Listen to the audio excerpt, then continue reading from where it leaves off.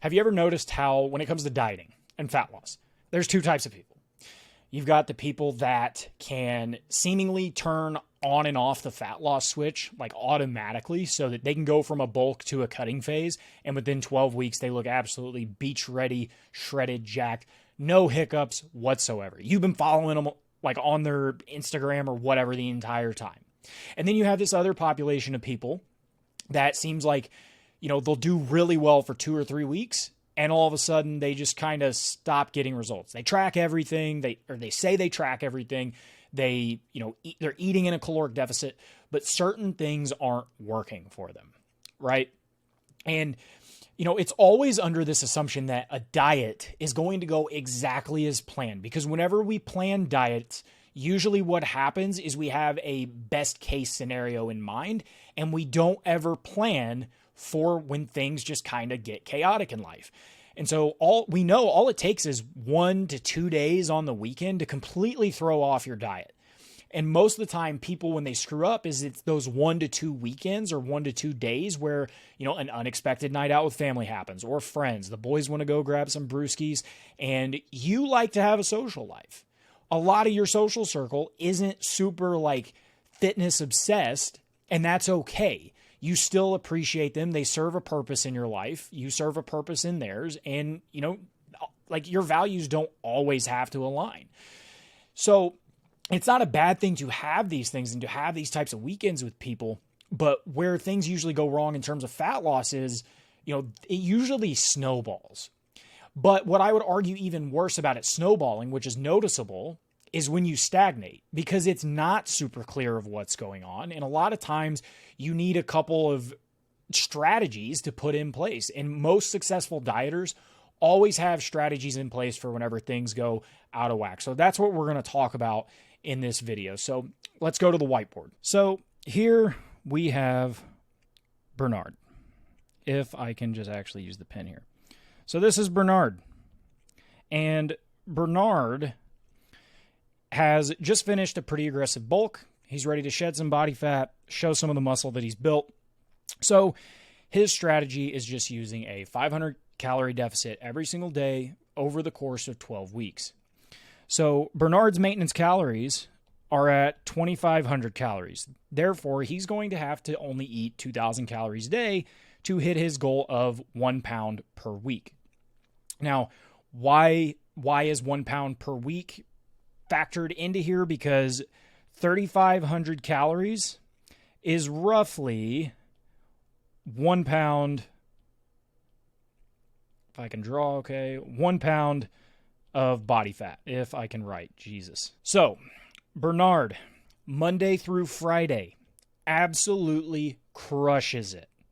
Okay. So Monday through Friday, nails it. And so for the entire week so far, he's at a minus 2,500 calories. So he's well on his way to a goal. If he's good over the weekend, we're golden. Now, here's the thing. Some of his buddies calls him up, decides, hey man, tomorrow night, Saturday, we're going out. We're going to grab some brewskis, have a fun night out. Bernard says he is down. So he does everything he normally does. He goes to the gym on Saturday morning. He has his breakfast. He has his lunch. He, does everything just like normal. Then he goes out that night. And then all of a sudden, he just eats whatever, drinks a bunch of beer, whatever, wakes up on Sunday. He is stupid hungover. So the best hangover cure is just a super greasy breakfast. Hits up some of his boys, goes out, does the same thing, right? Bernard steps on the scale on Sunday morning. And so what happens is he stays the exact same. And he's like, damn, that kind of sucks. But, a lot of inflammation, just had a little bit of extra food, no worries. Goes into the next week and does the exact same thing. And then checks his body weight. And then lo and behold, he's at the exact same thing at the end of week 2. What's the problem? Well, you see, these nights out where Bernard isn't tracking anything, he actually ended up being in a caloric surplus. And both of those 2 days, on Saturday and Sunday, we'll just say that he ate 3,750 calories between the beer and all the food that he had that day. So if we look at this 2,500 to 3,750, That's a 1,250 calorie surplus. You do that over 2 days, all of a sudden, we're at 2,500 calorie surplus in 2 days. What does that 2,500 calorie surplus do to everything else during the week? Well, it completely cancels it out, and all of a sudden you're stuck in the right spot, or in the same spot that you were. And so the thing is, people generally have an issue with this part. They don't realize that they're overeating when they're not tracking certain things. And it's not that you have to track every little thing that you do, but you have to have the right strategy in place in order to be able to, if you want to be able to go out with friends and family and not be constrained with what you eat and what you drink whenever you go out, we have to have certain strategies in place so that we can stay on our path to our fat loss goals. So the strategy that we want to use for times like this, like weekends and the one-off days, we want to create a margin of safety. So in engineering, a margin of safety is the ability of a system to withstand a load greater than expected. So in other words, when an engineer needs a bridge that has 50-ton loads daily going across it, the engineer that's designing the bridge isn't going to design a bridge that can support that exact amount of weight. He's probably going to design a bridge that can withstand a much greater amount of weight. So maybe he designs a bridge that has 100, that can support 150 tons, because this margin of safety is exactly why buildings, bridges, the systems that we have in society continue to work without falling apart. Because if we, plan for a super ideal on the money scenario and don't have any sort of margin to work with, whenever we get those one-off situations, those anomalies, it causes everything to completely fall apart. So your diet is no different. You need to have a margin of safety on the weekends or during periods where life is a little bit more unpredictable. So how do we know how to do this? It's mostly going to depend on you as an individual. But ultimately, if you know that you are going out or you are going to do social things with friends, you need to find ways to save calories for those times so that when you're not going to track, you don't have to worry as hard about going so far off the rails that you've completely negated an entire week's worth of progress.